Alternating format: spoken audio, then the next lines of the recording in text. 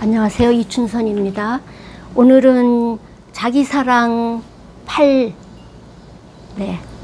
자기사랑 8번. 이제 소제목으로는 자기 사랑할 수 없는 이유. 자기 사랑할 수 없는 이유를 이제 오늘부터는 좀 생각을 할 건데, 큰 카테고리로 지금 4개를 나눴거든요. 그래서 첫 번째 이제 카테고리의 첫 번째 제목으로는 이제 어린 시절의 경험을 한번 이제 살펴보는 거예요. 자기 사랑할 수 없는 이유가 어디에서 왔을까? 내가 나를 사랑할 수 없는 이유가 분명히 어디서인가 연유됐을 텐데, 그게 어디서부터 연유됐을까? 그걸 생각하는 이제 시간입니다. 우선 먼저 들어가기 전에 돌아가기부터 하고 들어갈게요. 오늘 돌아가기 제목은 내가 만약 곤충이라면 나는 어떤 곤충이 되고 싶은지. 1분 동안 생각하는 시간, 그리고 이제 돌아갈게요.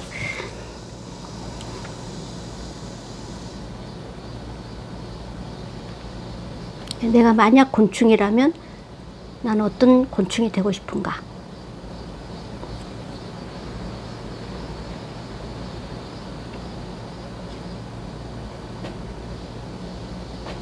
자, 나부터 돌아갈게요. 내가 만약 곤충이라면 나는 반딧불이 되고 싶어요. 자, 돌아가기.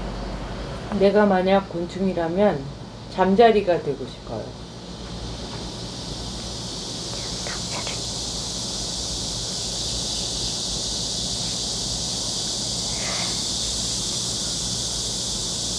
자, 이제 소주제 1번 들어가서 자기 사랑할 수 없는 이유의 그 첫 번째로 들은 게 이제 어린 시절의 경험이에요. 한번 보여드릴게요.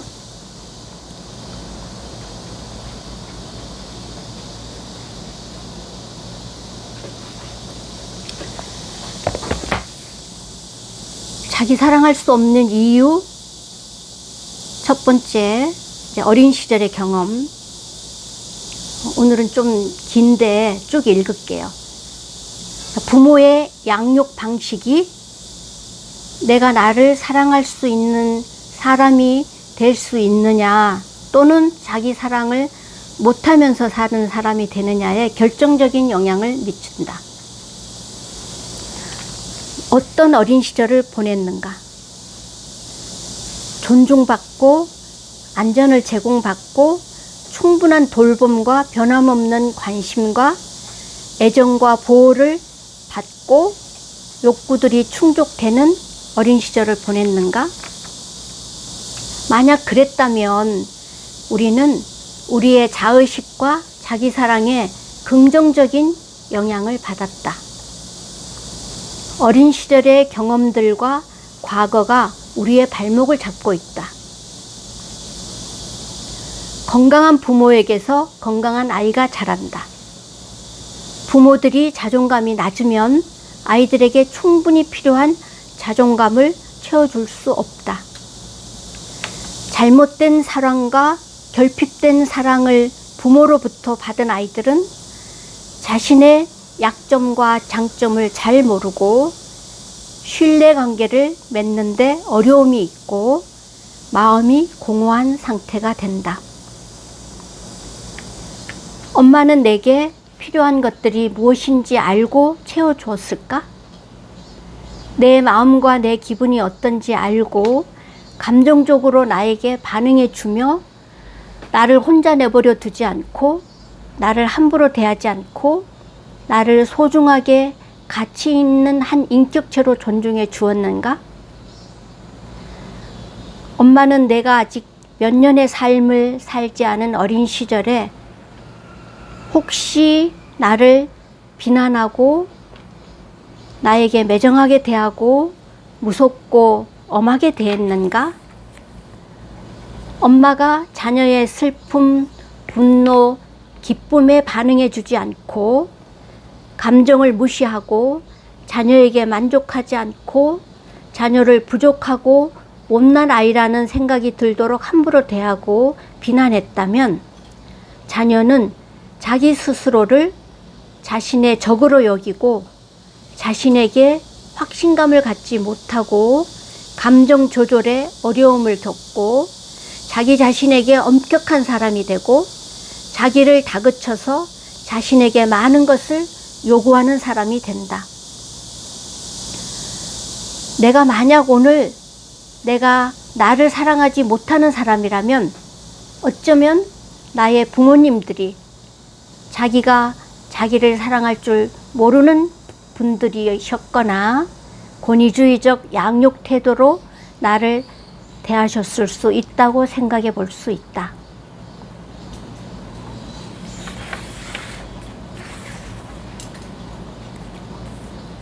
자기 사랑할 수 없는 이유의 첫 번째, 어린 시절의 경험.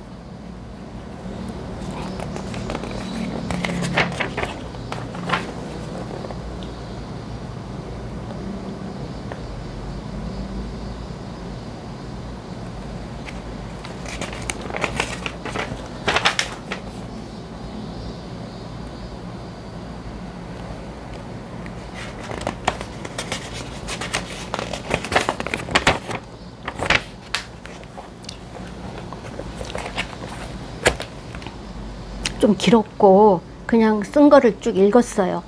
어쨌든 내가 나를 사랑할 수 없는 사람이라면 그 이유가 무엇일까? 어디서 연유됐을까? 생각해 봐야 되거든요. 그런데 이제 그 생각해 봐야 될 거리들 중에 첫 번째로 든 것이 이제 어린 시절의 경험을 한번 생각해 보자. 그래서 지금 어린 시절에 나는 어떤 대우를 받고 자란 사람인지, 어린 시절에 내 환경은 어땠는지, 나를 대한 사람들이 나에게 관심과 또 애정을 주고 충분한 보살핌을 주고 안전한 환경을 제공해 주고 나에게 주목해 주고 나의 감정에 반응해 주고 내가 필요한 욕구들을 충분히 채워주면서 안아주고 돌봐줬는가? 네. 무엇보다도 물질적으로 결핍은 있더라도 감정적으로 충분히 반응해 줬다면 물질이 그렇게 큰 역할은 하지 않을 거라고 나는 개인적으로 생각을 합니다. 만약에 시간이 또 문제였다면 이제 양보다는 또 질이 문제일 수도 있으니까 기본적으로 어린 시절에 이제 부모가 자존감이 높고 이제 부모가 자기 사랑을 할 줄 아는 사람들이었다면 엄청난 행운을 가진 거죠. 네. 자, 이걸 듣고 혹시 하고 싶은 말, 어떤 질문 아니면 뭐 코멘트를 하나 한다면 뭘 할 수 있을까? 사랑에 대한 생각을 좀 많이 해야 된다는 생각이 들어요. 왜냐면 부모들은 자식들을 사랑한다고 말하고 사랑한다고 생각하니까.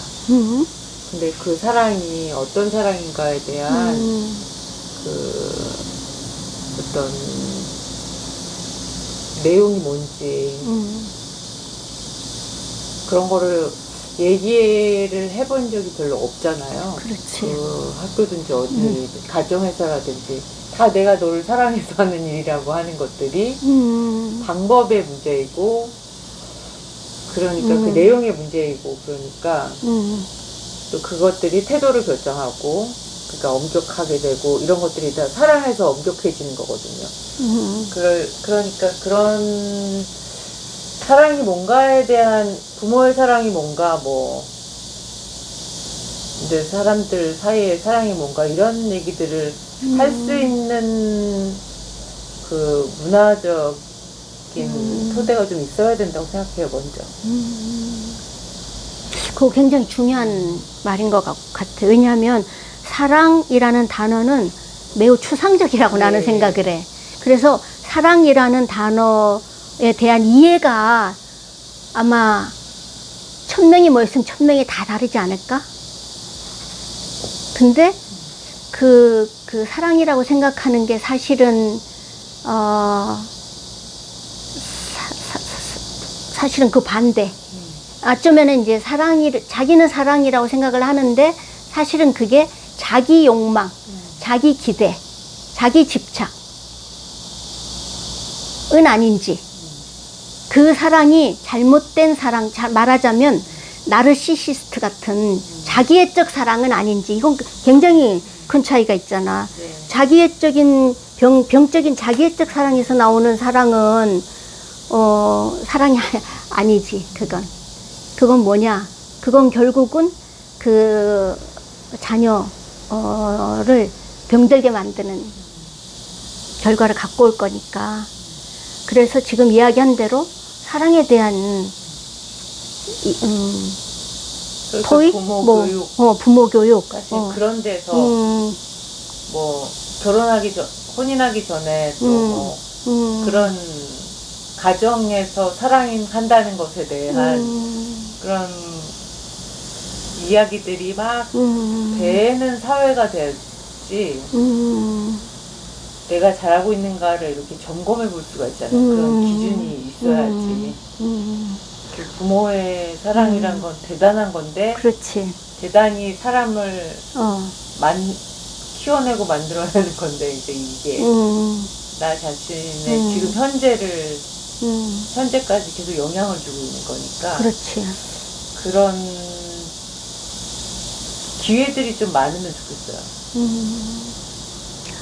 그러니까 사랑이란? 이렇게 했을 때 부모의 사랑이란? 특히 이런 거.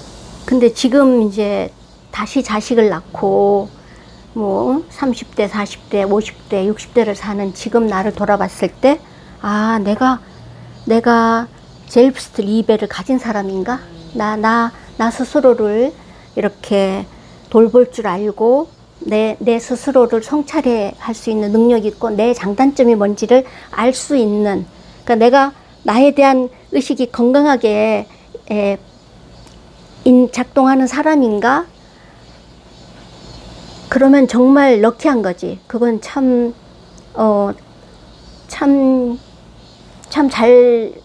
잘 살았고, 뭐 앞으로도 왜냐면 자기 힘이 있으니까. 그런데 만약에 내가 그렇지 못하다면 자기 사랑이 없는 사람, 자기 사랑할 줄 모르는 사람, 또는 자기 사랑할 수 없는 사람이 돼버린 상태로 내가 지금 살고 있는데, 그 이유가 어린 시절의 경험에 있다는 사실, 어린 시절의 경험에 있다는 거. 그러니까 어린 시절의 경험하면은 부모를 제일 먼저 떠올려 봐야 된다. 내가 젖먹이 시절,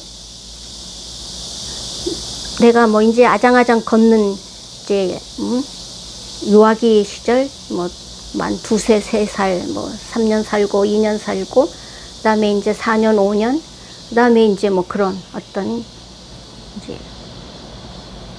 그런 시기에 내가 뭐 무시당하고 조롱당하고 비난받고 자유를 침해당하고 학대받았으면 나는 오늘 내가 나를 사랑할 수 없는 사람이 되어 있을 확률이 매우 많다. 그 사이에 치유가 됐을 수도 있지만, 이제 만약에 그거 안 됐다면 내 어린 시절의 경험에서 연유된다고 생각을 한번 해볼 수 있다.